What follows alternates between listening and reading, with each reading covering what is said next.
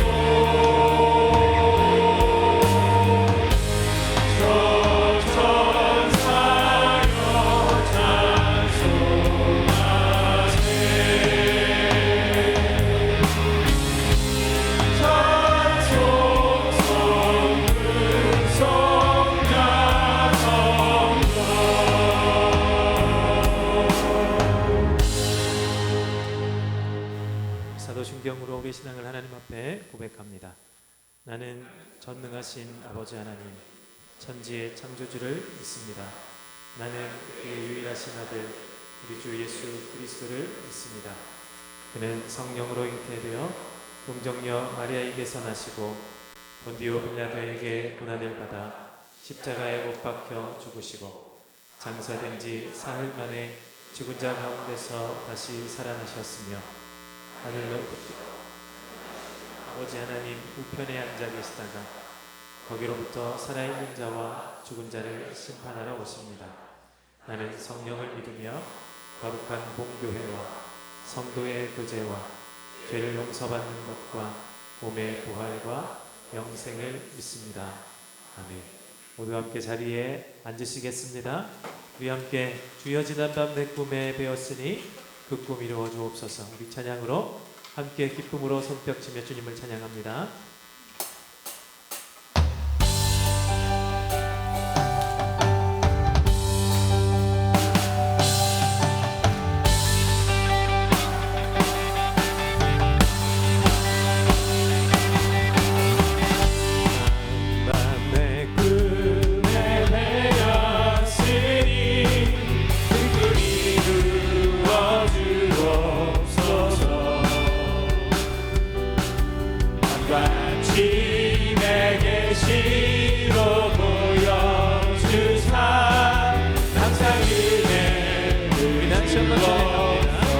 주여 지난 밤 내 꿈에 주여 지난 밤 내 꿈에 배었으니 그 꿈 이루어 주옵소서.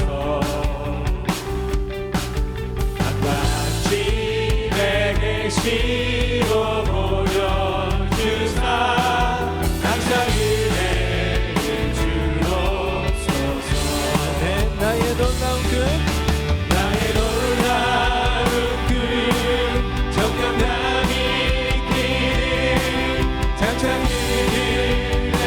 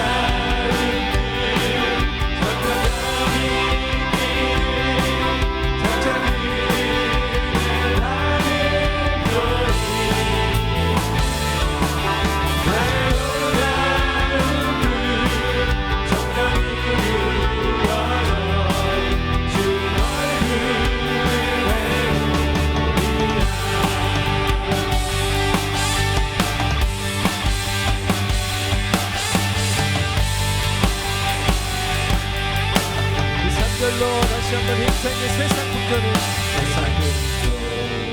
나날이 갈리어도 나는 내 믿음 지키리. 인생 살다가 죽음이 눈 같으나 오직 내 꿈을 삼되. 아멘.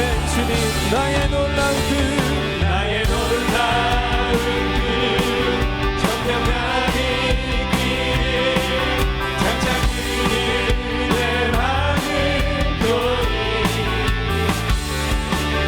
나의 놀라운 그 정령이 이루어져 주님 얼굴 다시 한번 전해줍니다. 나의 놀라운 그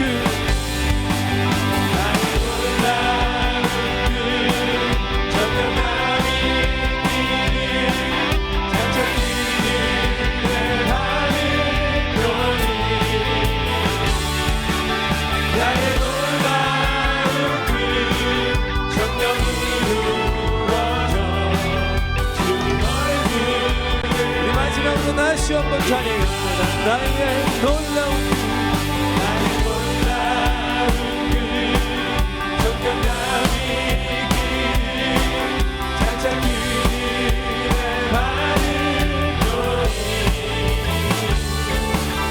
나의 놀라운 그 정령이 이루어져 주님 얼굴 배우리라.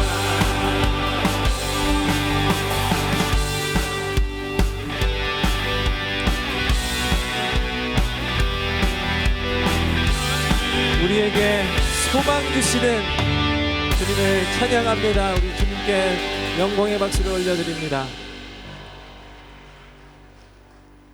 우리 다시 한번 찬송가 552장 아침 해가 돋을 때 이 찬양으로 우리 손뼉 치면서 기쁨으로 주님을 찬양하겠습니다.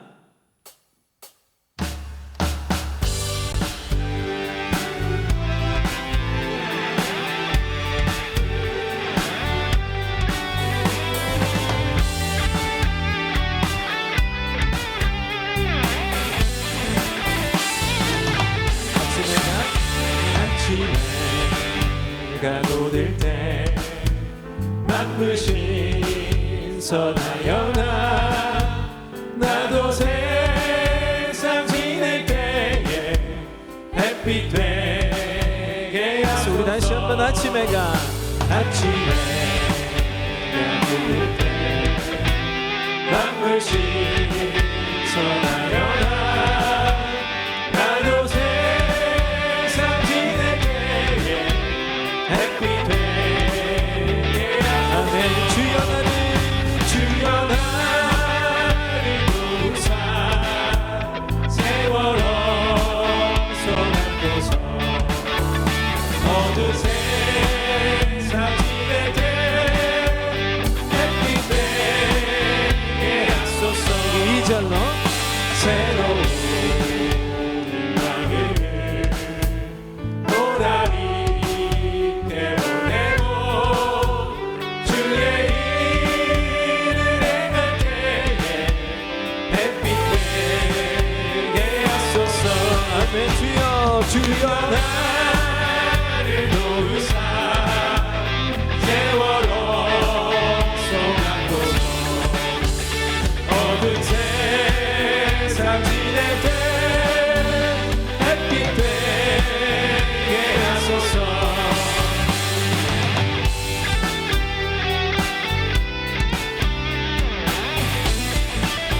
3절로 한 번 가면 하노니 한 번 가면 하노니 빠른 광을 지날 때 귀한 시간 맞춰서 햇빛 되게 아멘. 주여 나를 주여 나를 도우사 세월호 소나고서 어느 세상 지낼 때 햇빛 되게 다시 한번 주여 나를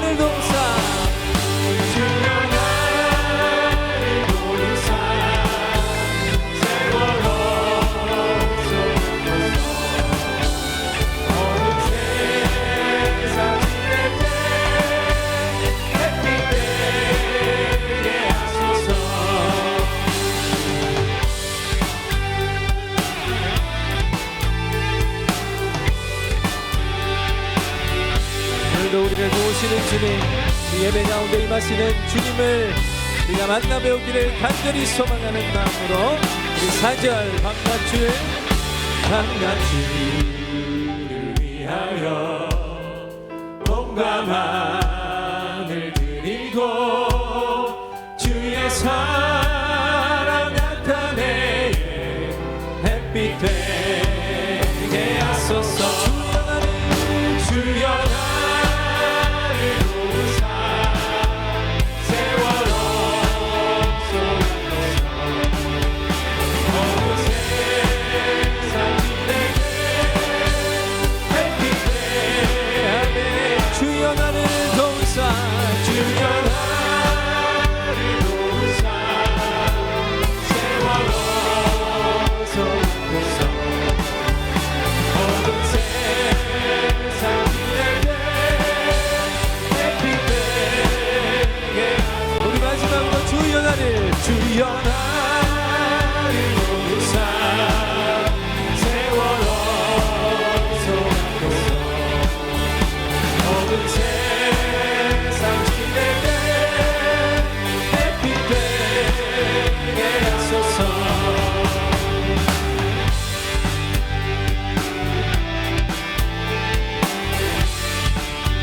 예배를 통하여 만날 주님께서 우리를 빛나게 빛과 같이 비추어 주실 줄로 믿습니다. 우리 삶 가운데 함께 하실 주님을 찬양합니다. 할렐루야.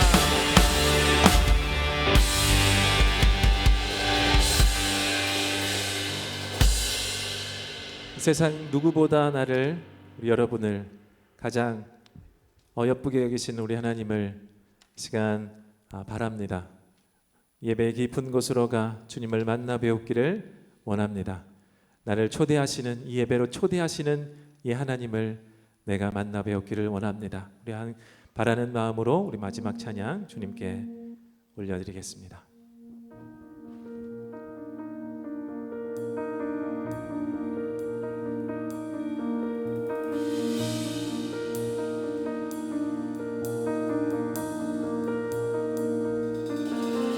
나의 사랑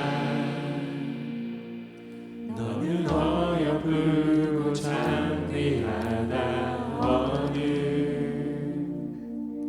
보석보다 귀하다. 내가 사랑스럽지 않을 때 너를 온전히 사랑하고 너와 함께하러 내가 왔노라.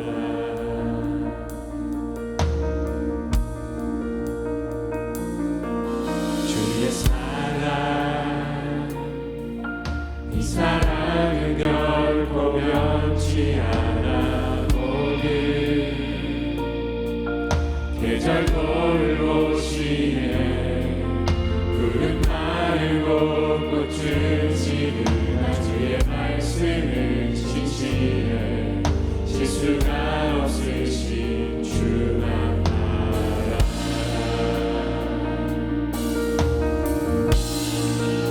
주님의 나라와 뜻이 나의 삶 속에 임하시며 주님 할 길을 주만 보기를 소망해.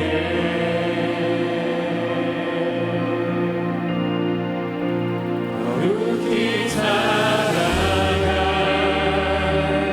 님과 두려움 없는 믿음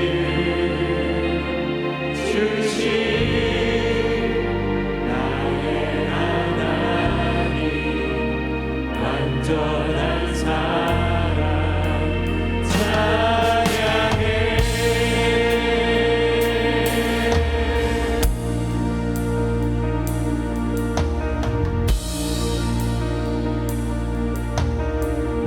다시 한번 찬양합니다. 나의 사랑, 나의 사랑 너는 어여쁘고 찬미하다 어느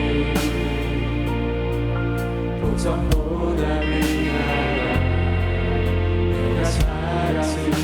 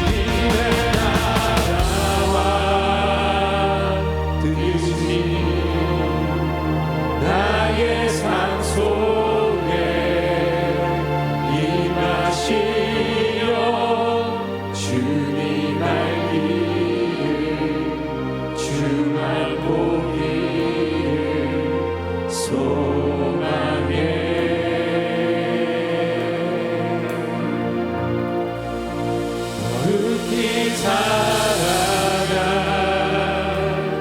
힘과 두려움 없는 믿음 주신 나의 하나님 완전한 사랑 찬양해. 성도 여러분, 우리 먼저 하나님께 참회의 기도를 올려드리겠습니다. 나의 삶 속에 하나님의 나라가 이루어지기를, 하나님의 나라가 커져가기를 바라는 마음으로 한 주를 살지 못했던 하나님, 나의 모습을 참회합니다. 하나님의 나라가 온데간데 없고 오직 나의 나라, 나의 욕망과 나의 화려함의 나라를 세우려고 했던 나의 부족함 때문에 한탄하기만 했던 하나님, 나의 삶을 하나님 용서하여 주시옵소서. 이 시간 주 앞에 다시 나아갈 때 하나님, 나를 돌아봐 주시옵소서.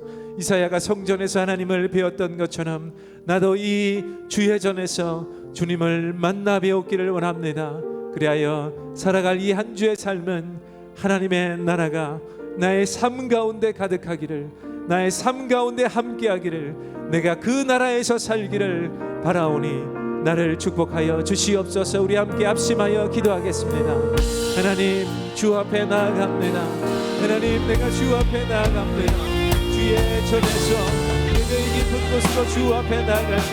하나님, 나를 붙들어 주시옵소서. 나의 부족한 나의 한주의 삶을 주 앞에 내어놓습니다.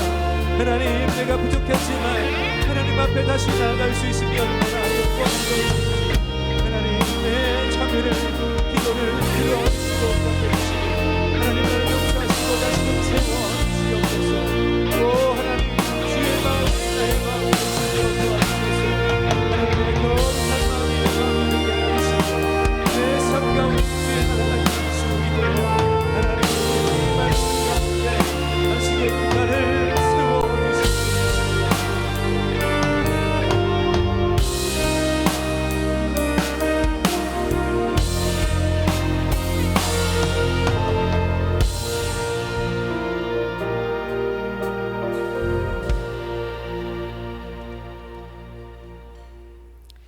사랑과 은혜가 풍성한 하나님 아버지, 지난 한 주간도 주님 품 안에서 저희를 지켜주시고 인도해 주신 은혜 감사합니다. 하나님, 지난 한 주간 말씀 안에 살아야 하는데 자신의 생각대로 현실과 타협하며 하나님은 뒷전에 두고 살아온 건 아닌지 돌아봅니다. 이 시간 저희가 회개합니다. 생각으로, 마음으로, 행동으로 지은 모든 죄를 십자가의 사랑으로 용서하옵시고 이 시간 영과 진리로 드려지는 예배가 되게 하옵소서. 주님, 이 나라를 기억하옵시며 남북으로 분단되어 전쟁과 핵의 위험 속에 살아가는 이 민족을 긍휼히 여겨 주옵시고 지구상에 일어나는 전쟁과 기근, 갈등과 분쟁을 속히 종식시켜 주시고 회복이 이루어지며 하나님의 사랑과 평화가 임하게 하옵소서. 주님, 저희들에게 성령 충만함과 온전한 믿음을 주시고 오직 하나님 안에서 참 만족을 누리며 날마다 말씀 안에서 진정한 행복과 자유를 누리게 하옵소서. 예수님의 마음을 가지고 연약한 자를 섬기며 불의에 굴복하지 않는 용기 있는 믿음을 주셔서 많은 사람들에게 증거되는 삶의 열매를 거둘 수 있게 하옵소서. 이 시간 힘든 삶의 무게들 주님 앞에 가지고 나왔습니다. 육신의 질병으로 고통받는 이들에게 치유의 손길로 그들의 아픔을 덮어주시고 시험에 처해 있는 자에게는 어려움을 통해 주님의 뜻을 깨닫고 믿음이 회복되게 도와주옵시며 경제적 어려움으로 고통받는 이에게는 도움의 손길을 보내주시고 다시 일어설 수 있는 용기와 희망을 주시옵소서. 기도의 힘과 능력을 믿으며 하나님을 의지하며 사랑과 믿음과 순종으로 저희의 삶이 간증이 되고 날마다 하나님 은혜 아래 거하게 하옵소서. 저희 교회를 기억하옵시며 270개의 목장을 통해 기도와 중보로 하나님을 경험하며 VIP를 품고 사랑으로 기도하며 영혼 구원의 기쁨을 누리게 하옵소서. 파송 선교사, 협력 선교사, 목장 후원 선교사님을 지켜주시고 그들의 안전과 영육의 강건함과 물질의 어려움을 채워주시고 이들을 통한 복음 전파로 모든 민족이 주께 돌아오는 놀라운 하나님의 역사가 있게 하옵소서. 예배를 위하여 수고하시는 손길들을 기억하옵시며 하나님이 주시는 위로와 평강, 기쁨이 넘치게 하옵소서. 이 시간 말씀을 전하실 박은조 목사님을 기억하옵시며 영육의 강건함과 지혜를 더하여 주옵시고 날마다 성령 충만함으로 주님이 주시는 힘과 능력으로 살아가는 삶이 되게 하옵소서. 하나님의 말씀을 전할 때에 갈급한 심령 위에 영원히 목마르지 않는 생수의 말씀으로 증거되는 시간 되게 하여 주옵시며 저희들 듣는 귀와 마음문을 열어주셔서 한 주간도 주의 은혜로 승리의 삶을 사는 저희들 되게 하옵소서. 이 모든 말씀을 우리 주 예수 그리스도 이름으로 기도하옵나이다. 아멘.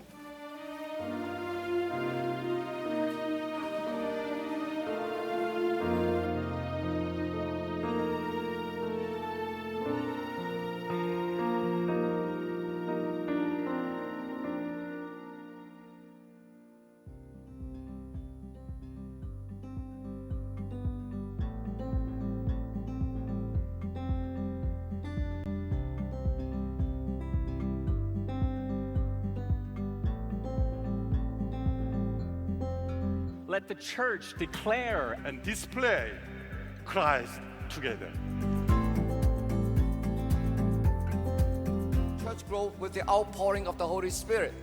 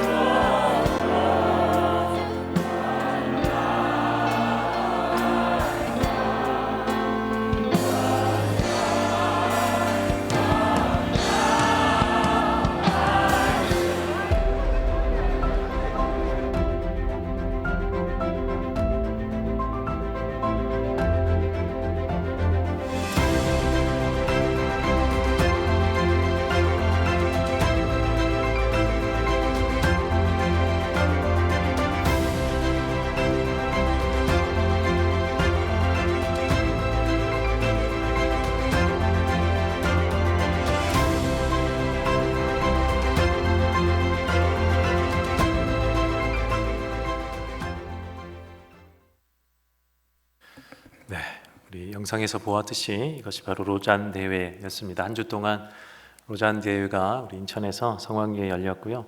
우리 전 세계의 많은 기독교 지도자들이 모여서 이 전 세계를 위해, 또 세계의 모든 문제들을 위해서 더 말씀을 듣고 우리 기도하는 시간을 가졌습니다. 그래서 로잔 대회를 잘 마쳤습니다. 이어서 우리 교회에서는 우리 4부 예배, 오늘 4부 예배 때 로잔 대회에 참석하고 계신 우리 전 덴버 신학교 부총장님이셨던 우리 게리 호그 목사님께서 오십니다. 그래서 오늘 4부 예배 때 말씀을 전해 주실 텐데, 4부 예배 때 우리 한 번 더 예배 참석하시는 것도 의미 있겠죠. 그래서 우리 가능하신 분들은 우리 또 함께 참석해 주셔서 무잔대회의 또 정신과 또 하나님께서 더 원하시는 또 글로벌한 또 이 주제들을 함께 나눌 수 있는 시간 함께 가지시면 좋겠습니다. 우리 합심기도 제목 계속해서 나누겠습니다. 우리 3부 예배 때는 우리 목자 임명식이 있습니다. 또 총목자 모임 오늘 1시 30분에 우리 9월 총목자 모임 우리 식당에서 열리게 됩니다. 우리 목자님들 함께 참석해 주시면 좋겠습니다. 우리 앞서 말씀드린 것처럼 우리 4부 예배는 게리 호금 목사님 말씀 전해 주시고요. 돌아오는 토요일에는 또 10월 우리 자녀와 함께하는 새벽기도 자음새가 있습니다.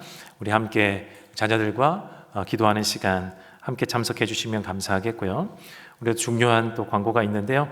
25년 우리 사랑마루 봉사자 모집을 합니다. 지금 저희 교회에서 두 팀, A팀, B팀 두 팀이 만들어져 있고 한 달에 한 번씩 이렇게 A팀이 가고 B팀이 가고 그래서 두 번이지만 우리 한 차례 우리 참석하시는 분은 한 차례 봉사를 하고 있는데 우리 개인 사정으로 빠지는 분들이 계시니까 우리 또 채워져야만 이 사역을 또 이 봉사를 잘 감당할 수 있습니다. 우리 주보를 잘 눈여겨봐 주시고 우리 지원을 원하시는 분 한 달에 한 번만 가면 되는 봉사 우리 초원에서 방문하는 것과 또 달리 우리 다시 방문해서 우리 팀이 방문해서 봉사하는 날짜가 또 따로 있습니다. 우리 함께 하실 분은 우리 저나 우리 팀장님이신 김태희 장로님께 연락해 주셔서 지원해 주시면 안내해 드리도록 하겠습니다.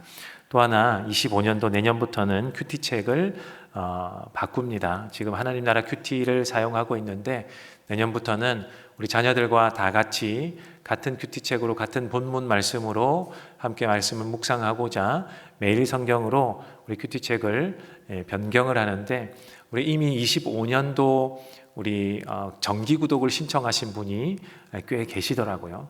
그분들께서는 우리 3층 사무처에 우리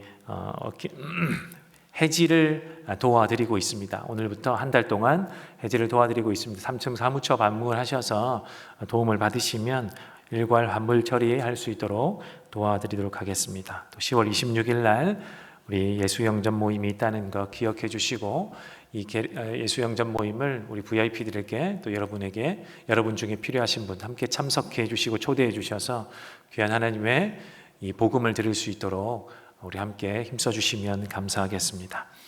오늘 하나님께서 우리에게 주시는 말씀은 에베소서 6장 16절 우리 한 절 말씀이니까 우리 같이 한번 읽어보도록 하겠습니다.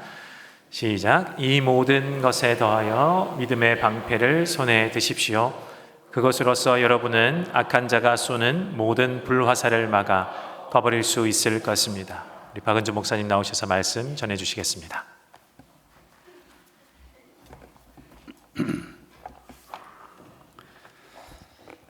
다시 한번 기도합니다.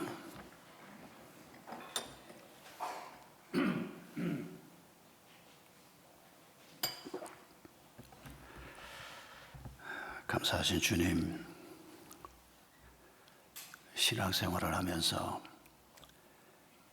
끝없이 부딪혀오는 많은 문제들 속에 저희가 노출되지만은 하나님께서는 저희를 방어할 수 있고 믿음을 지켜갈 수 있는 방법을 가르쳐 주심을 감사합니다. 저희가 하나님의 말씀을 제대로 읽고 깨닫지 못하고 적용하지 못해서 우리의 삶이 휘둘릴 때가 많지만은 주님 날마다 말씀에 익숙한 자가 되도록 도와주시옵소서. 하나님의 말씀이 우리에게 주시는 방책을 따라서 어떤 전투에서도 우리가 결코 실패할 수 없는 자들인 것을 확신하며 믿음의 길을 가도록 주님 저희를 도와주시옵소서.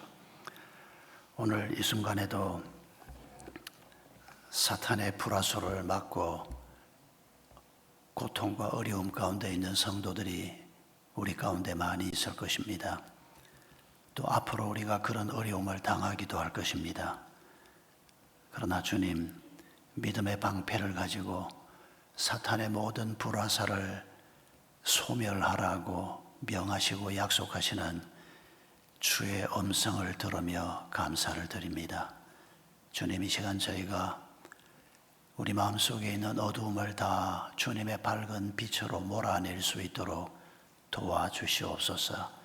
말씀을 바르게 깨닫게 하시고 그 말씀을 우리의 삶에 어떻게 적용할 수 있는가를 주의 성령께서 도와주셔서 잘 가르침을 받도록 능력 있는 그리스도인으로 길을 걸어갈 수 있도록 주님 저희를 도와주시옵소서. 예수님의 이름으로 기도하옵나이다. 아멘.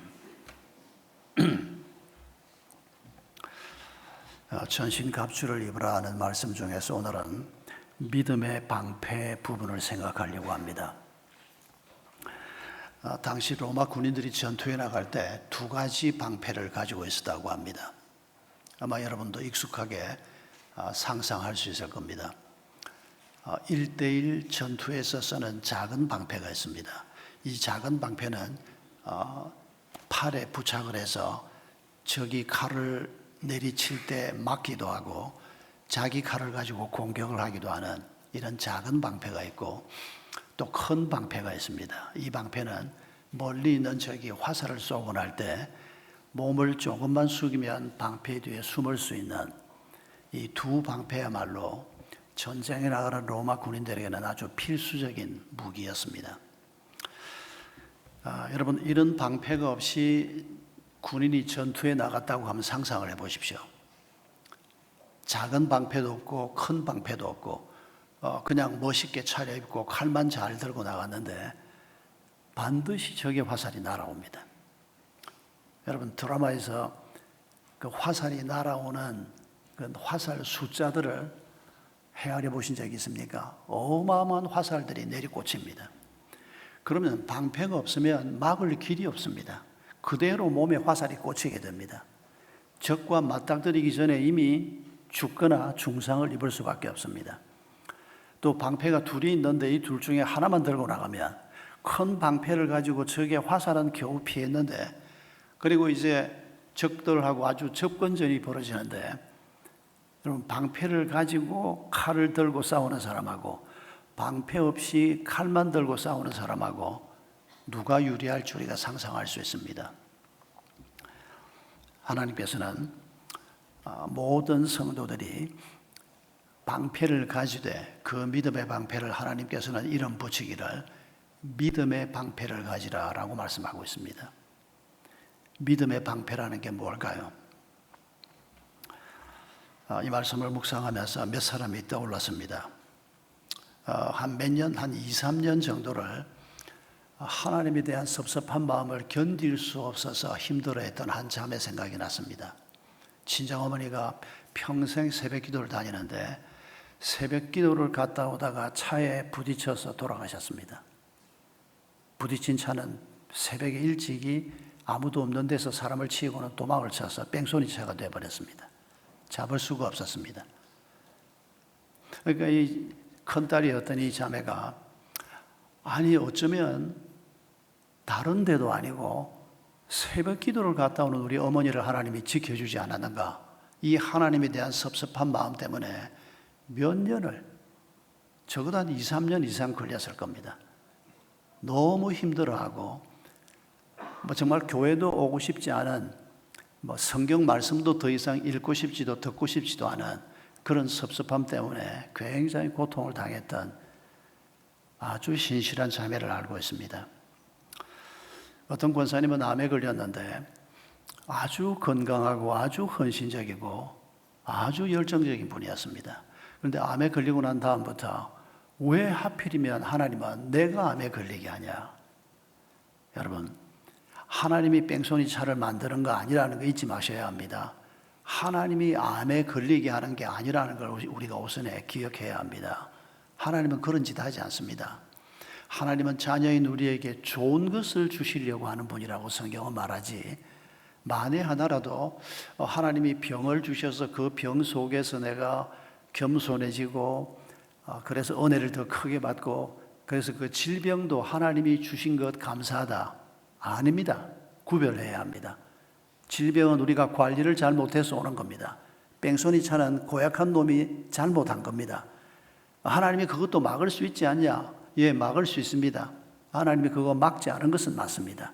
그러나 그 일에 대한 책임을 하나님께 있다고 얘기하는 것은, 여러분, 우리는 그러면 뭡니까? 내가 뭔가를 하는데, 여러분, 오늘 아침에 교회를 올까 말까 누가 결정하고 이 자리에 왔습니까? 우리가 결정하고 왔지 않습니까? 하나님이 여러분의 머리칼을 질질 끌고 여기다 데려놓았습니까? 하나님이 우리를 만드실 때 하나님이 가지고 있는 성품 중에서 자유의지라고 하는 고귀한 성품을 우리에게 주셨습니다. 우리를 로봇으로 만든 게 아닙니다. 내 의지를 가지고 뭔가를 결정할 수 있도록 만드셨습니다. 물론 하나님께서 가끔씩은 내가 악을 행하려고 할 때 하나님이 그걸 막는 경우가 있긴 있습니다. 그러나 많은 경우에 하나님이 악을 행할 때 계속 막아주고 다니는 게 아니고 우리가 결국 악을 행하도록 내버려 두시고, 그리고 그 속에서 고통당하게 하시고, 그리고 그 속에서 하나님과 함께 해법을 찾아가는, 여러분, 이런 하나님의 방법도 우리가 기억해야 합니다. 근데 내가 왜 하필 암이냐?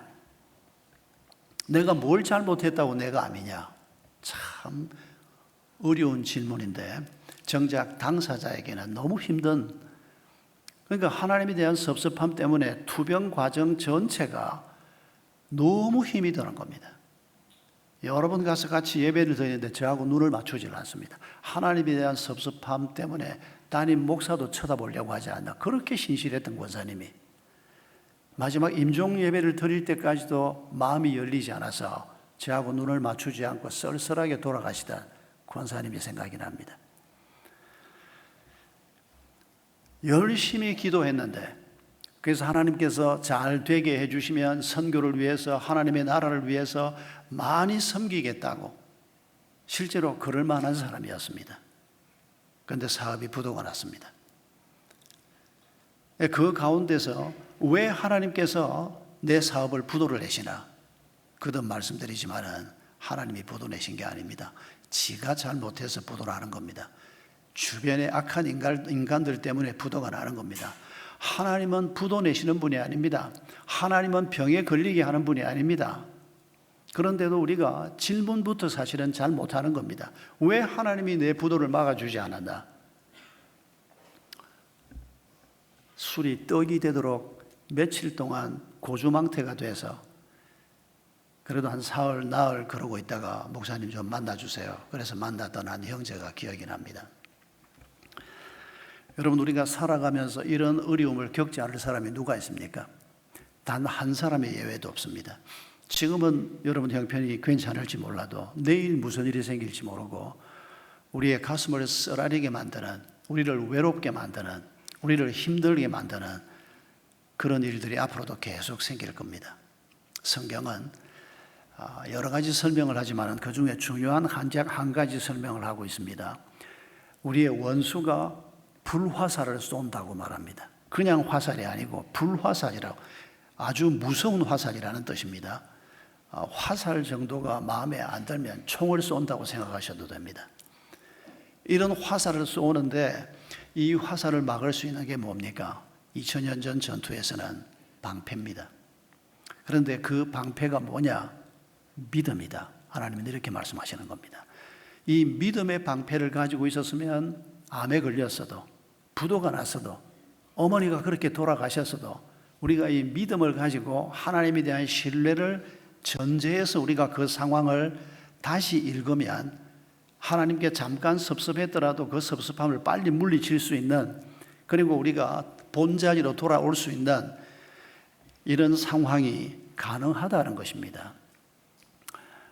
그런데 우리에게 이 믿음이 없어서, 또 혹은 믿음이 부족해서 계속해서 그 어려움에서 벗어나지 못하고, 또 한 가지 어려움만 생기는 게 아니고 시간이 지나면 또 다른 문제가 생기고 또 다른 문제가 생기고, 그래서 문제는 계속 쌓여가고 그 문제가 우리에게 주는 고통은 점점 커져가는데 내 믿음은 별로 더 강해지지 못하고, 그래서 신앙생활이 재미가 없고 활기가 없고 예수 그리스도라는 이름이 내게 별로 의미가 없는 이런 믿음의 상태에 있는 분들이 얼마든지 있을 수 있다고 성경은 지적하고 있습니다. 여러분은 사탄이 쏘는 어떤 화살을 맞아본 적이 있습니까? 또 지금 이 순간에도 여러분의 가슴에 꽂혀 있는 화살은 어떤 화살입니까? 의심의 화살을 쏩니다. 성경에 대해서, 하나님에 대해서, 이런저런 문제에 대해서 사람마다 그 의심하는 종류도 조금씩 다릅니다. 의심의 화살을 쏘는가 하면 불화의 화살을 쏘기도 합니다. 부부가 화목하게 잘 지내야 아이들을 잘 키울 수 있고 복된 가정을 세울 수 있는데, 부부가 화목하지 못하도록 화살을 쏘는 자가 누구이겠습니까? 우리의 원수입니다. 거기에다가 우리 자신들이 화살을 자초하는 면도 있습니다. 욕망의 화살을 쏘는가 하면 무지의 화살을 쏘기도 하고 두려움의 화살을 쏘기도 합니다. 이런 화살에 맞으면 우리가 우리의 그 욕망에 걷잡을 수 없이 휘말리게 됩니다. 무지의 화살을 맞으면 뭘 잘 알지도 못하면서 스스로 겸손하지 못하고 잘 알지도 못하는 사람이 뭘 좀 아는 것처럼 함부로 말하고 다니고 비난하고 다니고, 이런 어리석은 일이 얼마나 많은지 모릅니다. 방금 여러분 로잔 대회에 관한 짤막한 소식을 보았습니다마는, 이 로잔 대회가 어떻게 준비되고 어떻게 진행되고 어떤 분들이 어떤 수고를 하는지를 제가 잘 알고 있습니다. 제가 직접 그 준비에 참여하지는 않았지만은 저는 한동대학에 가 있느라고 사실은 로잔 대회하는 지난 주간이 저는 학교에서 제일 바쁜 주간이었습니다. 수요일 날 설교를 무려 4번을 해야 했습니다. 그러니까 뭐 학교에 매여 있으니까 저분들 하는 일을 제가 직접 돕지는 못하고 소식만, 제가 그 준비팀 방에 같이 들어있거든요. 그리고 이 사람들이 또 저한테 뭘 맡아달라 소리도 안 합니다. 은퇴한 사람이기도 하고, 그럼에도 또 포항 내려가서 실무를 맡고 있으니까 참 준비를 열심히 했고 잘 했습니다. 완벽할 수는 없지만은 선언문도 참 정성껏 써서 만들었습니다. 그런데 우리 최성재 목사님 얘기 들으니까 며칠 전에 한 800명 정도 되는 목사와 성도들이 로잔 대회가 잘못됐다고 데모하러 왔더라. 참, 뭐 여기저기에서 로잔 대회 비판하는 글들을 제가 종종 봤습니다. 그런데 그 글들을 제가 한두 개를 일부러 골라서 가만히 읽어보면 뭘 알지도 못하고 그런 글을 씁니다. 뭐 동성애에 관련해서 로잔 대회가 이렇게 표현했는데 이건 잘못이다, 이런 글을 쓴 사람을 봤는데 그 앞부분을 안 읽습니다. 그 앞부분에서 동성애는 하나님 앞에 죄다 분명하게 선언하고 있고, 그럼에도 불구하고 동성애자들의 아픔에 대해서 우리가 좀 더 가까이 느끼지 못하고 그들을 좀 더 잘 돕지 못한 것이 우리의 잘못이다. 그런데 앞부분은 읽지 않고 뒷부분만 가지고 어떻게 이런 발표를 할 수 있냐, 이런 식의 공격하는 글을 제가 보기도 했습니다. 아마 데모하러 현장까지 온 800명도 비슷한 사람일 거라고 제가 짐작합니다. 완전할 수는 없지만은 선언문 자체는 아주 균형 잡혀 있는 정말 복음적이고 애써서 만든 그런 선언문인데, 그런 대회를 WCC RU의 대회다, 뭐 몰라도 괜찮습니다. 무슨 소린지. 이 WCC라고 하는 오래된 세계교회협의회라고 하는 단체가 뭐 동성애도 지지하고 뭐도 지지하고 뭐 종교 간의 평화를 주도하기도 하고, 구원이 기독교에만 있는 게 아니고 불교에도 있고, 이런 식으로 범신론으로 나간 지가 오래됐습니다. 그래서 WCC를 반대하는 운동은 한국 교회뿐 아니라 세계 교회 안에 복음적인 교회들이 이미 많이 하고 있습니다. 그런데 이 로잔 대회는 그런 대회가 아닙니다. 그런데도 무지 아닌가, 저는 그렇게 생각하는 겁니다. 이 무지의 화살을 맞으면, 내가 뭘 잘 모른다는 걸 알지 못하면 내가 알고 있는 것을 기반으로 해서 남을 비판하게 되거든요. 그런데 내가 뭘 잘 모른다고 생각하면 말을 조심하지 않습니까? 겸손하지 않습니까? 더 배우려고 하지 않습니까? 그런데 무지의 화살을 맞으면 이런 생각이 없어지는 것입니다. 저는 뭐 여러 가지 화살이 제 가슴에 꽂히고 어려움을 겪은 적이 있습니다만은, 그 중에 두려움의 화살을 맞았던 아주 끔찍한 경험이 생각이 납니다. 제가 42살에 서울 영동교회 첫 목회를 할 때입니다. 33살에 담임 목사가 돼서 한 10년 정도 일했을 때인데 42살의 남자 사역반을 인도하다가 피를 흘리고 쓰러졌습니다. 그리고 병원에 실려가서 일주일 동안 누워 있으면서 여러 가지 검사를 받았습니다. 그때 의사가 했던 말이 2번 죽을 고비를 넘겼다고 했습니다. 한 번은 쓰러질 때 혈관이 터졌는데 이 혈관이 조금만 더 위에서 터졌으면 그대로 적사하는 뇌 안에서 터지는, 그러면 바로 죽는 겁니다. 그런데 요 행이 뇌 안이 아니고 바로 바깥에서 혈관이 터져서 코로 입으로 피가 터져 나왔다는 겁니다. 그렇게 하나님이 살려줬다는 겁니다. 그리고 병원에 가서 치료를 받는데 전신 마취를 했는데 제가 깨어나지 않았던 겁니다. 아마 제 평생에 그때 전신 마취를 처음 한 것 같은데, 그러면 전신 마취에서 깨어나지 않으면 그때 의사가 설명해 준 바에 의하면 그대로 의식 불명 상태로 식물 인간으로 그대로 가는 경우가 가끔씩 있답니다. 근데 그때 의사가 서울영동교회 한양대학병원의 부원장이 서울영동교회 집사님이었고 바로 그 과 이비인후과의 담당 과장이 집사님이었습니다. 이분들이 너무 걱정이 되니까 저를 들여다보고 있다가 제가 한두 시간 늦게 깨어나니까 환호를 하면서 반가워하는데 저는 의사들이 어레이 그러는 줄 알았습니다. 나중에 퇴원할 때 그 얘기를 해주더라고요. 아무튼 일주일 입원하면서 다행히 별 문제는 없다. 그러나 건강 관리 잘해야 된다. 조심해야 된다. 이제 그런 얘기를 듣고 퇴원을 했고, 그때부터 사실은 이제 운동을 하고 건강 관리를 시작했는데, 그런데 이런 육체의 문제만이 아니고 그런 어려움을 겪고 새벽 기도 시간에 이렇게 앉아 있는데 갑자기 마음속에 무슨 생각이 드는 거 하니까 내가 지금 42에 또 43세, 금년 아니면 내년에 쓰러질 수도 있고, 내가 이렇게 쓰러져서 죽거나 식물인간이 되면 이거 도대체 일이 어떻게 될 건가? 교회야 목사가 많으니까 또 목사 초빙해서 교회는 그대로 갈 건데 집사람은 어떡하고 아이 셋은 어떡하며 홀로 어머니는 어떡하나, 어머니 생활비는 누가 드리지? 이런 생각을 한 번도 하지 않았습니다, 그전에는. 그런데 2번 죽을 고비를 넘겼다는 의사의 말, 그리고 이제는 죽음이 멀지 않다라고 생각하기 시작하면서 갑자기 그 두려움이 몰려오기 시작하는 겁니다. 기도하려고 앉기만 하면 내가 죽으면 어떻게 되지? 이 생각이 들기 시작하는데 참 끔찍했습니다. 성경 본문 중에서 두려워하지 말라는 구절만 찾아서 골라서 읽으면서 소리를 내서 읽기도 하고, 찬송가 중에서도 그런 비슷한 찬송을 골라서 1절부터 4절까지 반복해서 불러보기도 하고 안 되는 겁니다. 1주일, 2주일, 3주일 지나가는데 도저히 극복이 안 되는 겁니다. 설교를 어떻게 했는지 모르겠습니다. 그런 상태에서 정말 마음이 참 힘들었습니다. 이런 상태로 계속 간다면 이거 목회 그만 내려놔야 되는 거 아닌가? 설교를 어떻게 계속 할 수가 없지 않습니까? 그런 부신 상태에서. 그러고 있는 중에 월요일 날 우리 친구들 모임이 있었습니다. 한 10가정 정도의 목사 부부들이 모여서 한 달에 한 번씩 1박 2일로 모이는 모임이었습니다.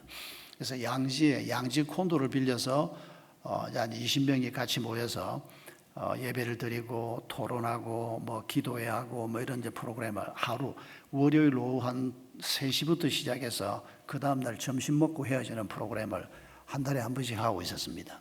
제가 총무였습니다. 그런 상황에서 이제 준비를 해서 친구들이 다 모였습니다. 오후 3시에 이제 예배가 시작되는데 제가 총무니까 사회를 하고 회장 목사님한테 목사님 설교는 15분만 해주세요. 30분 오리엔테이션 하는데 대표 기도하고 찬송하고 목사님 이제 설교하고 한 20분 정도에 끝나면 한 10분은 광고하고 그리고 이제 이어서 다음 프로그램을 진행하는. 그래서 목사님 15분 넘어가면 안 됩니다. 짧으면 더 좋고요. 제가 사회자로 그렇게 얘기하고 설교가 시작이 됐습니다. 제가 맨 앞에 앉아 있고 나머지 한 17, 8은 저 뒤쪽 편에 앉아 있고 이제 회장 목사님이 저보다 선배 목사님이었는데 이분이 설교를 시작하는데 천지를 지으신 하나님께서 이렇게 설교가 시작이 됐습니다. 그 뒤는 못 들었습니다. 천지를 지으신 하나님께서라고 말하는데 그 단어가 제 가슴을 치는데, 그렇지, 하나님이 천지를 지으셨는데 하나님이 지금도 이 모든 것을 운행하시는데 그런 하나님을 놓고 내가 지금 무슨 생각을 하고 있는 건가? 그 천지를 지으신 하나님이란 말 앞에서 그냥 제가 압도가 되고 눈물이 쏟아지기 시작하는데, 설교를 15분 하라고 그랬는데 그날 목사님이 한 40분 설교를 했습니다. 제가 40분 내내 울고 앉아 있었습니다. 나중에 한 40분 설교를 했는데 한다는 소리가 강팍한 총무가 울고 있으니까 자기도 모르게 설교를 열심히 했노라고. 한 40분 설교가 진행되는데 제 귀에는 천지를 지으신 하나님만 반복되고 있었습니다. 그리고 그날 회개했습니다.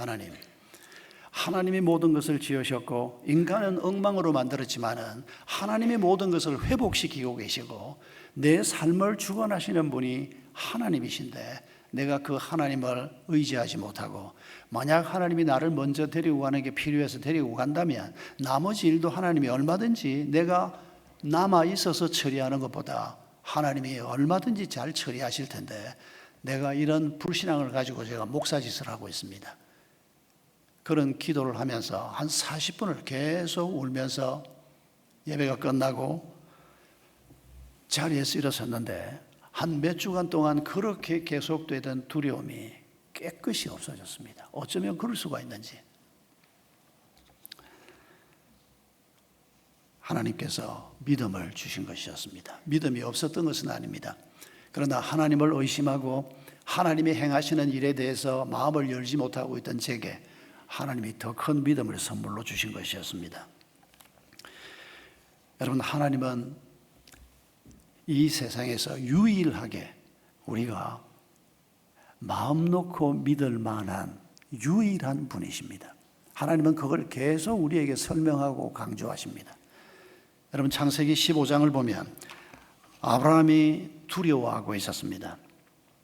여러 가지 두려움이 있었겠지만 본문이 언급한 두려움이 하나 있는데 15장을 보면 아브라함이 지금 나이가 많은데 창세기 15장쯤만 해도 아브라함의 나이가 90이 넘었을 것으로 짐작이 됩니다.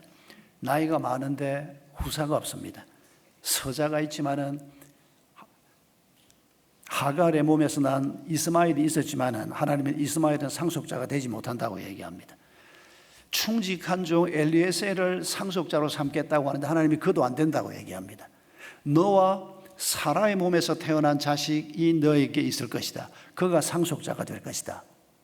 아니, 좀 빨리 와서 그 말씀을 하시든지. 지금 나이가 90이 넘어서 자신이나 아내나 도저히 자식을 가질 수 없는 그런 형편인데 하나님이 너와 사라의 몸에서 난 자식이 상속자가 된다.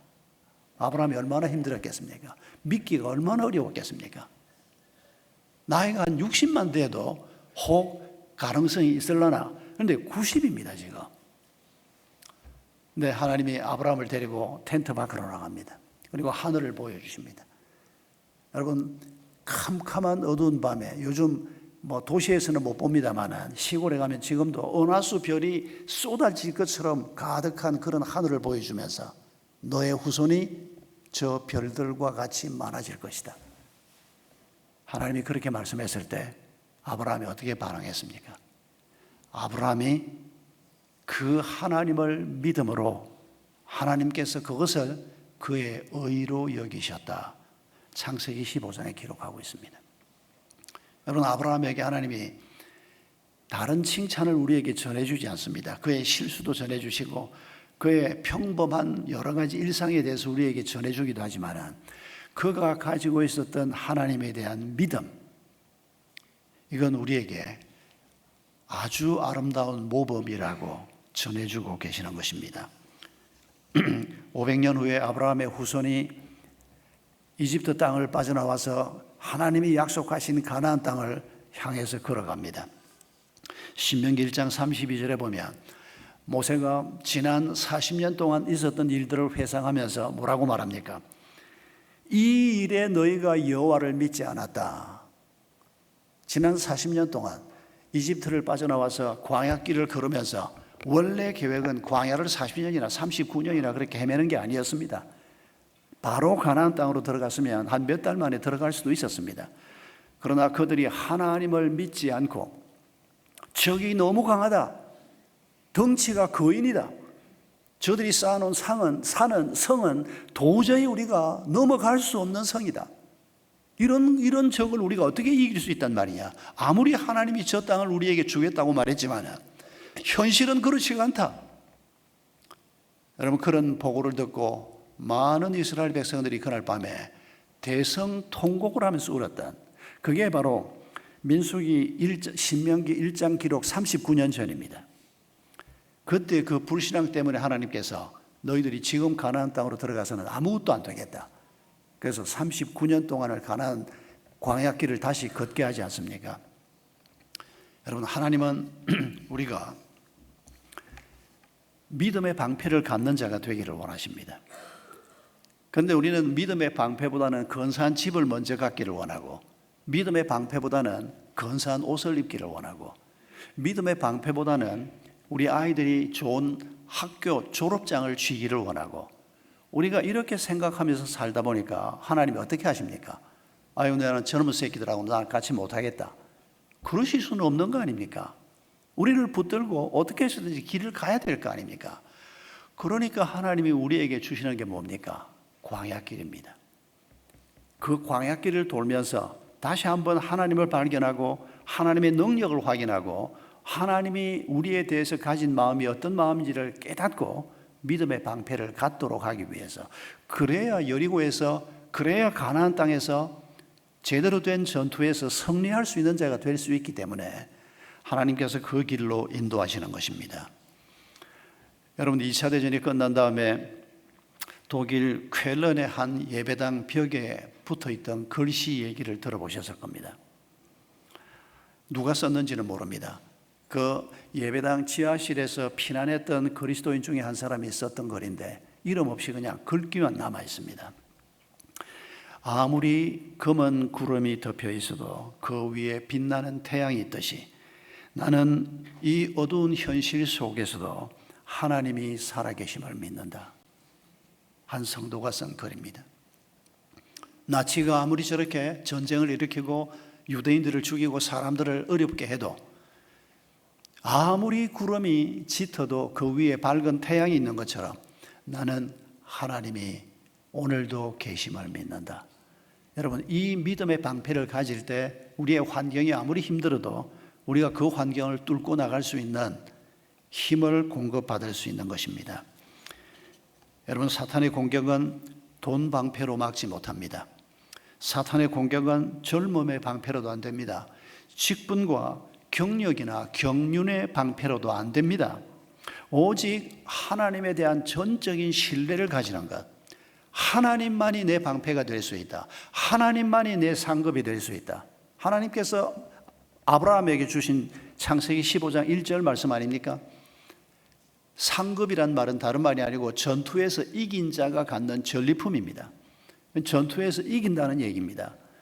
그 방패가 있어야 이긴다는 얘기고, 그 방패를 쥐고 내가 승리하고 그리고 그 전리품을, 그 상급을 내가 반드시 누릴 것이다. 그 약속의 말씀이 바로 창세기 15장 1절 말씀입니다.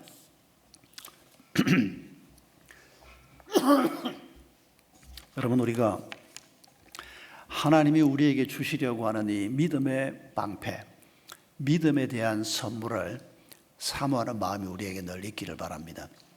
그런데 우리가 현실 속에서 이론적으로는 동의가 되고 분명히 믿음이 선물이요, 믿음이 있으면 우리 삶이 새로워질 수 있겠다는 생각이 드는데도 이 믿음을 구하는 것이 우리에게 우선순위에서 자꾸 밀릴 때가 많습니다.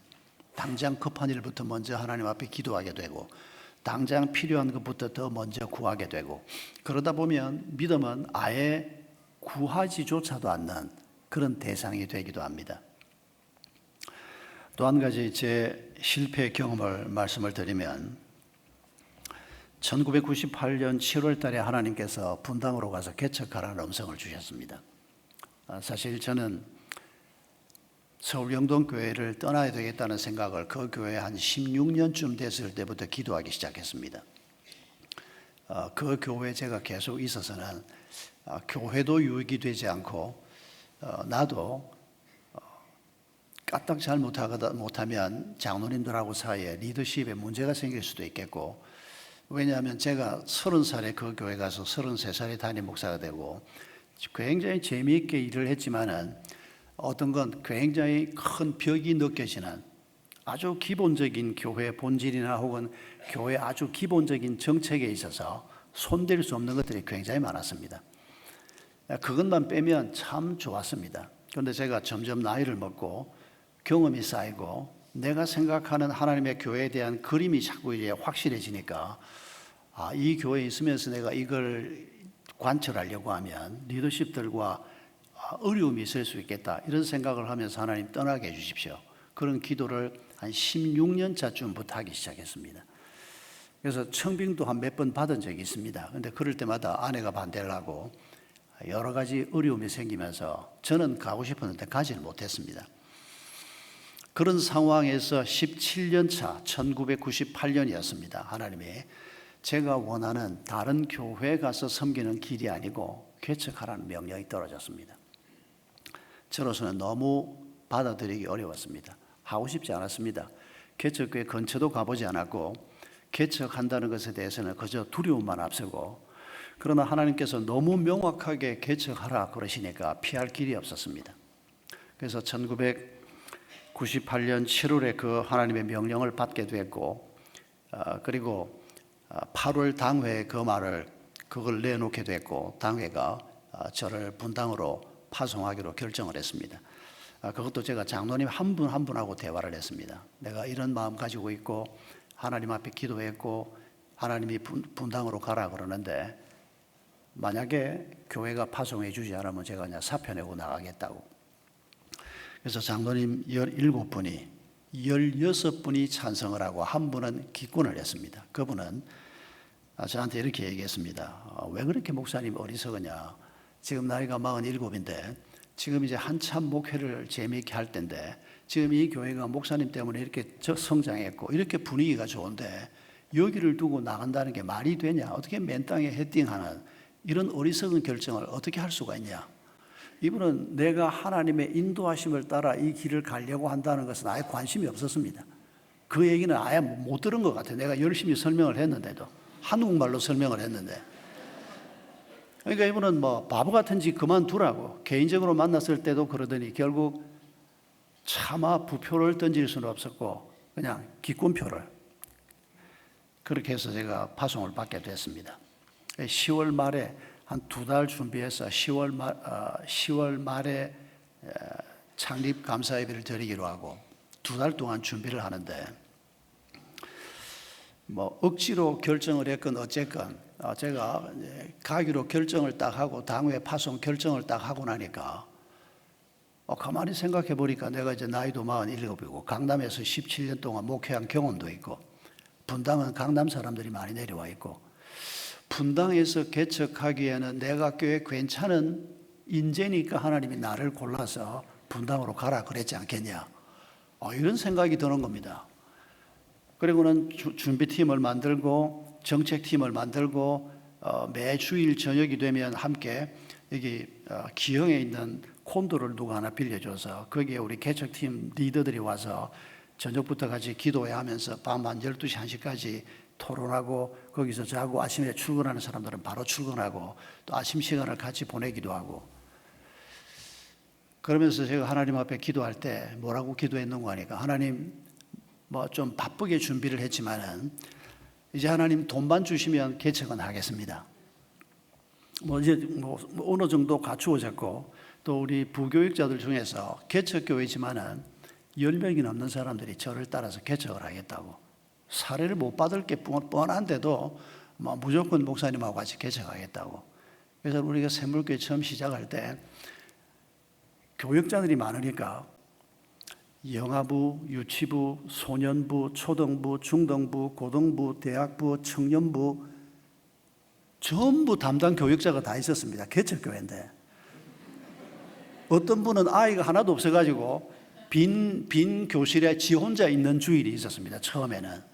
근데 이제 일단 하나씩 다 맡아라. 그리고 나가서 전도를 하든 어떻게 하든 하여튼 우리가 이 부서를 한번 이렇게 보자. 준비가 좀 된 것 같은 겁니다.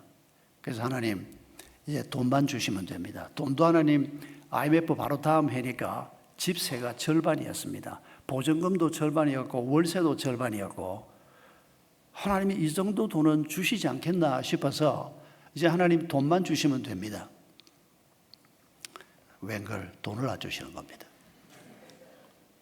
서울영동교회에서는 부목사가 나가면 보증금 다 책임져 주고 월세 책임져 주고 목사님 사택 책임져 주고 한 1년 정도의 생활비 책임져 주는 분립개척을 여러 번 했습니다. 그런데 내가 나가는데 내 뒤에 담임 목사가 없는 겁니다. 그러니까 그걸 챙겨주는 사람이 없는 겁니다. 장로님들은 박 목사님이 우리를 배신하고 간다 이런 분위기가 처음에는 내가 몰랐습니다. 그래도 내가 어디 뭐 큰 교회로 가는 것도 아니고 개척하러 가는 거니까 장로님들 나를 축복해서 보내주리라 아니었습니다. 우리 장로님들 마음이 그렇게 넓지 않았습니다. 지금 생각하면 추억입니다. 뭐 배신하고 우리를 버리고 간다 어떻게 이럴 수가 있나. 문제는 그렇게 생각하니까 재정이 안 나오는 겁니다. 교회에서 당회에서 죄 없을 때 뭐라고 결정했는 거 하니까 9월 마지막 주일날 개척교회를 위해서 한번 헌금하고 그 헌금이 얼마가 나오든지 그것 가지고 박 목사가 개척해라. 그 헌금 해봐야 한 2, 3천만 원밖에 안 나옵니다. 담임 목사가 나가니까 헌금을 좀 더 하리라. 저는 그렇게 생각을 했는데 웬걸 박 목사님이 우리를 버리고 가는데 무슨 헌금은 무슨 헌금. 기가 막힌 상황이 벌어진 겁니다. 매일 돈 때문에 걱정했습니다. 단 하루도 한 시간도 아니 1초도 걱정하지 않은 적이 없습니다. 한 2달 동안 이거 돈 어떡하지? 정말 꼭 부도 앞둔 사람처럼 시작도 안 했는데 심지어는 밤에 자다가도 거의 안 깨는데 혹 밤에 자다가 딱 깨면 아유 이거 보증금 어떡하지? 세상에 사람이 그렇게 되더라고요. 제가 그래서 사업하는 사람 마음을 많이 이해하게 됐습니다. 9월 마지막 목요일이었습니다. 새벽 기도를 마치고 제 서재에 올라가서 앉아 있는데 그날 큐티 본문이 누가복음 4장이었습니다. 그때는 우리가 매일 성경 가지고 서울영동 교회 때 사실은 매일 성경을 오래 썼습니다. 그러다가 중간에 책이 바뀌고 이제 마침내 매일 성경으로 돌아간다는 광고를 지금 제가 보게 되는데 제가 매일 성경 처음 시작할 때부터 매일 성경 멤버였습니다. 집필도 제가 오랫동안 하고 매일 성경 큐티 본문이 누가복음 4장인데 누가복음 4장 중에서 그 본문을 읽는데 어떤 말씀이 나오는 거 하니까 예수님께서 성령에게 이끌려서 광야로 가셔서 40일을 계시면서 금식하셨다는 본문이 나왔습니다. 그 본문을 읽고 난 다음에 눈을 감고 이렇게 앉아 있는데 갑자기 무슨 질문을 하나님이 하시는 거 하니까 하나님은 저한테 질문을 참 자주 하셨습니다. 너 나 때문에 굶어 본 적이 있냐? 이렇게 질문을 하시는 겁니다. 한 번도 없었습니다. 오히려 목사 되고 예수 믿는다고 성도들이 저한테 더 잘해줬으면 잘해줬지 또 제가 뭐 작은 교회, 개척교회, 선교지 교회에 있었던 게 아니고 큰 교회만 주로 돌아다녀서 잘 먹고 잘 살았습니다. 한 번도 굶어 본 적이 없습니다. 그런데 이제 개척교회 하면서 굶을까 좀 걱정이 되는 겁니다. 이제 돈이 없으니까. 아직 한 번도 굶어 보지 않았는데 이제 좀 어려움이 생길 것 같으니까 그게 겁이 나가지고 지금 돈 달라고 계속 기도하고 있는 이런 제 모습을 하나님이 그런 방식으로 지적을 하셨습니다. 그리고 이어서 이런 묵상을 하게 했습니다. 내 아들 예수도 40일 동안 굶주리면서 사역을 시작했다. 너는 날 위해서 굶어 본 적이 있냐?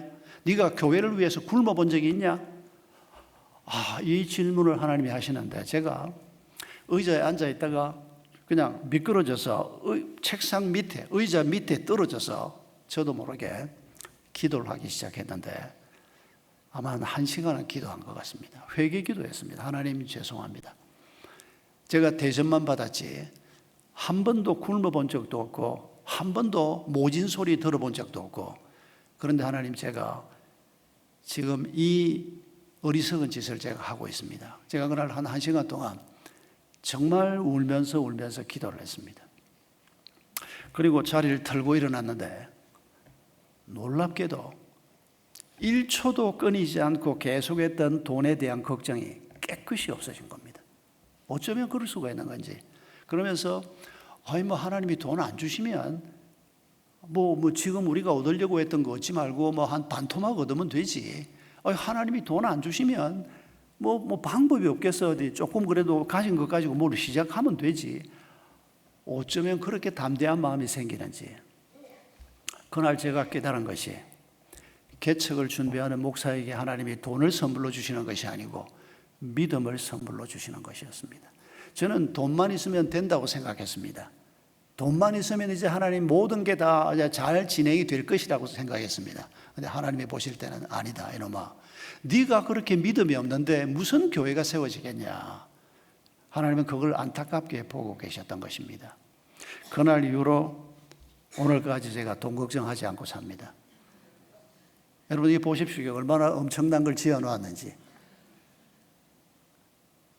그런데 제가 하자고 한 적은 없습니다.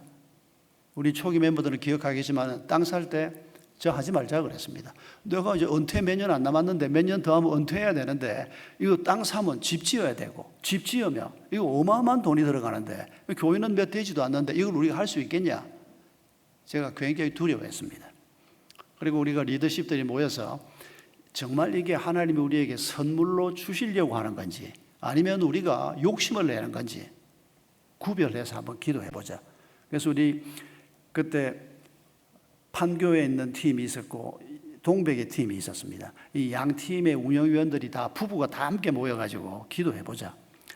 만약에 이게 우리의 욕심이면 하나님이 막아주시고, 만약 이게 욕심이 아니고 정말 하나님이 우리에게 선물로 주실 거라고 생각이 된다면 우리 30명 중에 단 한 사람의 반대도 없이 만장일치로 우리의 마음을 하나님이 모아주신다면 나도 해보겠다. 한 사람이라도 목사님 이거 아닌 것 같습니다. 그러면 하나님 뜻이 아닌 걸로 우리가 결정합시다.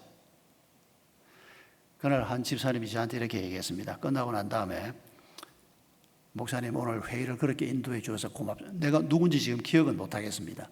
그게 무슨 소리요? 그랬더니 목사님이 밀어붙일 줄 알았다는 겁니다.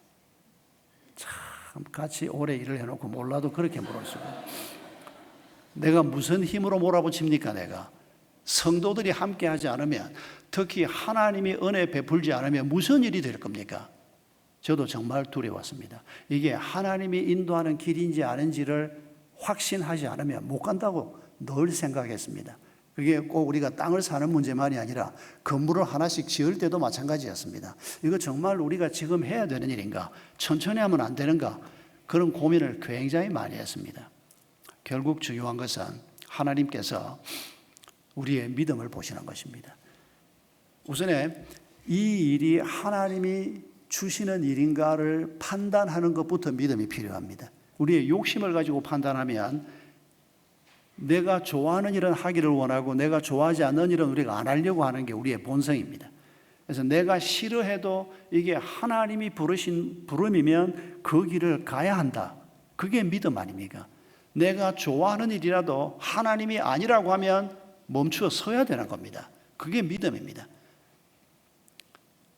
그래서 시작할 때부터 믿음이 필요합니다. 진행하는 과정에서도 믿음이 필요합니다. 열매를 맺는 데서도 믿음이 필요합니다. 열매가 맺힌 다음에도 믿음이 필요합니다. 열매가 맺힌 다음에도 우리가 건방을 떨면서 뭐 좀 이루어진 것이 내가 잘나서 이루어진 것이라고 생각을 하고, 우리가 너무 쉽게 그런 오류에 빠지기 때문입니다. 열매가 좀 만들어진 다음에도 전적으로 하나님께서 행하신 것입니다. 여러분, 믿음 없으면 우리가 이런 태도를 갖기가 어렵습니다. 여러분, 이게 여러분의 개인의 입장에서 생각해 보십시오. 그리스도인이지만은 많은 부모들이 자식 문제에서 범하는 오류가 뭡니까? 내가 너희를 어떻게 키웠는데? 어떻게 키우기는 지 알아서 컸지. 내가 어떻게 벌어서 내가 먹이고 입히고 그건 나도 우리 부모가 나 먹이고 입힌 거 그거 대물림해서 갚은 것 뿐이지 우리가 특별한 거 한 거 아니지 않습니까? 여러분, 부모가 믿음 없이 자녀를 대할 때 제일 큰 실수가 이 부분이라고 저는 생각합니다. 자식을 위해서 우리가 헌신하지만은 여러분, 그게 기쁜 일이 아니면 우리가 할 수 있었을까요? 그러니까 남의 자식은 우리가 못 키우지 않습니까? 내 자식이니까, 사랑스러우니까, 힘든 것도 사실이지만은 기쁘니까 우리가 우리 아이들을 위해서 헌신했고 지금도 우리가 그 기쁨을 누리지 않습니까? 그런데 뭘 대단한 걸 한 것처럼 아이들한테 그냥 욱박 지르고 싶을 때 그냥 내가 너를 어떻게 키웠는데, 이거 여러분 믿음 아닙니다. 우리가 믿음으로 생각하면 내가 조금 수고했지만은 하나님께서 내 아이들을 이렇게 키우신 거고, 또 아이들의 부족하면은 하나님께서 그 부족한 걸 채울 거고, 부모인 나는 못 채웁니다. 오히려 애들에게 상처나 입히기 일쑤지. 여러분, 우리의 믿음이 우리 삶의 모든 영역에 작동해야 하는 것입니다. 그럴 때 우리가 그 관계에서, 그 전쟁에서 승리할 수 있다는 것입니다. 마가복음 4장 40절을 보면 풍랑 속에 무서워하는 제자들에게 주님이 뭐라고 말씀하십니까? 왜 이렇게 무서워하느냐? 믿음이 작은 자들아. 믿음이 왜 이렇게 없느냐? 이렇게 번역되기도 합니다. 여러분, 우리가 하나님에 대한 신뢰가 부족할 때 예수님이 그 배에 같이 타고 있는데도 두려워하게 됩니다. 주님이 나와 함께 계시는 삶의 길을 걸어가고 있다고 생각하는데도 은행 잔고가 떨어지면 우리가 두려워하게 됩니다. 건강이 좀 나빠지면 두려워하게 됩니다. 싫은 소리를 좀 들으면 두려워하게 됩니다. 아닙니다, 여러분. 모든 두려움은 적의 화살입니다. 우리가 주님에 대한 신뢰를 가지고 우리의 상황을 다시 바라보면 주님이 내 곁에 계시고 주님이 내게 항상 어떻게 살아야 할지를 말씀해 주시고 주님은 언제나 우리를 도우시는 분입니다. 그렇게 해서 부족한 우리에게 마가복음 4장 31절에서는 겨자씨 같은 참 보잘것없는, 참 시원찮은, 참 부족하기 이를 데 없는 나 같은 자인데도 하나님께서는 이 겨자씨 하나가 땅에 묻혀서 나무가 자라면, 겨자나무가 자랍니다. 그리고 그 나무에 새들이 와서 깃든다고 얘기를 합니다. 여러분, 우리의 삶을 하나님이 이렇게 쓰기를 원하시는 겁니다. 내가 큰 나무가 되지 않아도 내가 나무가 작든 중간 나무 크기건 어떤 나무건 간에 그 나무에 새들이 와서 깃들고 그 그늘에 사람들이 와서 쉬어갈 수 있는 이런 사람을 하나님께서는 키우기를 원하시는 것입니다. 성도 여러분, 여러분이 원하는 삶을 살겠습니까? 아니면 그걸 내려놓고 하나님이 원하시는 삶을 살겠습니까? 여러분이 원하는 삶을 살려고 몸부림쳐봐야 안 될 겁니다. 될 리가 없습니다. 우리에게는 그런 삶을 살 수 있는 능력이 없기 때문입니다. 그러나 우리가 내가 살고 싶은 삶을 내려놓고 하나님이 원하시는 삶의 길을 가겠습니다. 이게 바로 믿음입니다. 하나님이 나를 인도할 때 내 삶에 아름답고 좋은 일이 많을 것입니다. 이 믿음이 있어야 내일 올 수가 있습니다. 그런데 우리가 이렇게 내려놓고 하나님이 인도하는 길을 가겠습니다. 결정하는 것이 출발점입니다. 그리고 그 다음이 뭡니까? 날마다 하나님이 주시는 믿음을 구하는 것입니다. 그리고 믿음의 눈으로 날마다 하루하루 삶을 살아내는 것입니다. 그 하루가 이틀이 되고 이틀이 일주일 되고 일주일이 2주일 되고 한 달이 되고 그게 우리의 인생 아닙니까? 성도 여러분, 죽는 날까지 우리는 적의 화살 앞에 노출되어 있을 것입니다. 하나님이 그 화살을 없애주겠다고 약속하지 않습니다. 죽는 날까지 화살은 날아올 겁니다. 하나님은 단지 방패를 주시겠다고 말씀합니다. 이 방패를 가지고 적을 이기는 자가 되고 적이 벌여놓은 모든 일들을 믿음으로 수습하는 자가 되고 겨자씨 한 알이 겨자나무가 되는 것처럼 우리의 삶에 열매가 맺히기를 원하시는 것입니다. 이런 주님의 은혜를 우리가 다시 한번 바라보면서 우리 함께 기도하십시다. 여러분의 시간에 먼저 하나님 앞에 감사의 기도부터 올려드립시다. 이 부족한 우리에게 믿음 주셔서 성도의 길을 가게 하시는 하나님 앞에 온 마음을 다해서 감사하십시다. 두 번째 기도는 회개의 기도입니다. 이 중요한 문제를 우리가 놓쳐버리고 그저 하나님이 돈이나 좀 주시면, 건강이나 좀 주시면, 내가 원하는 이런 저런 것만 좀 주시면 내 삶이 괜찮아질 것이라고 생각했던 우리의 잘못된 생각을 하나님 앞에 내려놓읍시다. 세 번째 기도는 간구의 기도입니다. 주의 성령께서 나를 붙잡아 주시옵소서. 전적으로 하나님을 신뢰하는 믿음을 허락해 주시옵소서. 어떤 상황 속에서도 하나님은 내게 좋은 것을 주시는 분이심을 기대하고 믿게 해 주시옵소서. 우리 한 2, 3분만 이 세 가지 기도를 주님 앞에 올려드리겠습니다. 함께 기도합니다.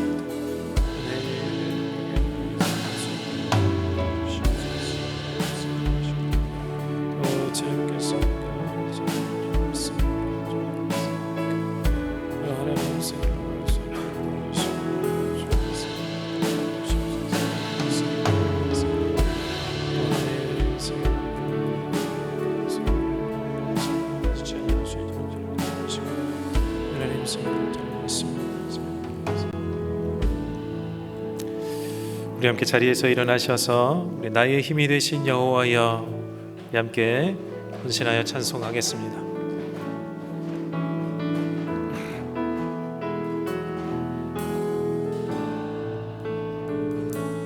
나의 힘이 되신 여호와여, 내가 주님을 사랑합니다. 주는 나의 반석이시며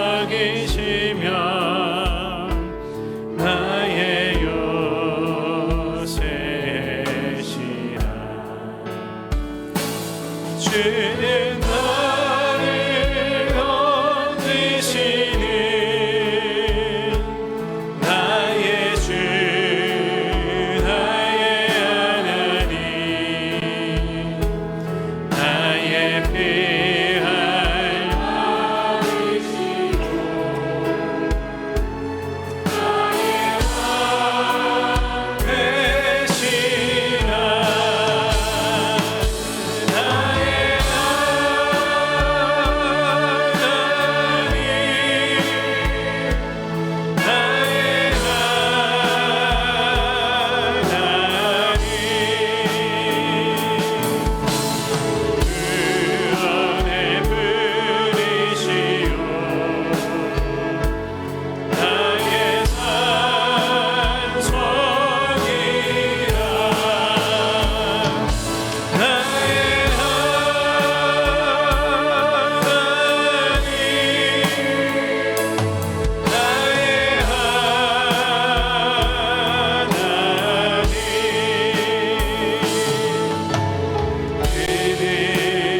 나의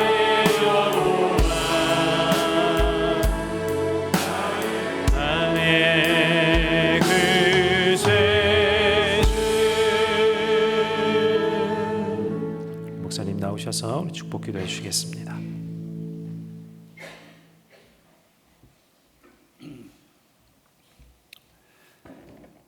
저의 구원과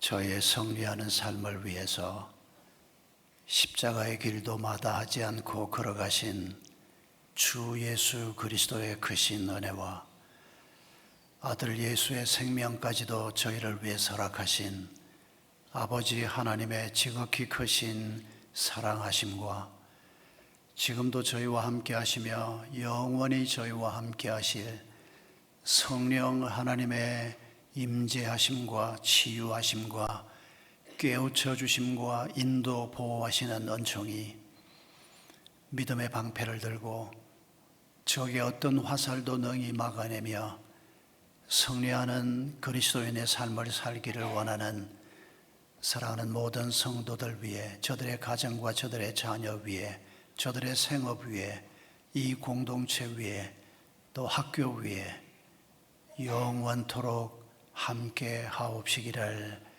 간절히 축원하옵나이다. 아멘.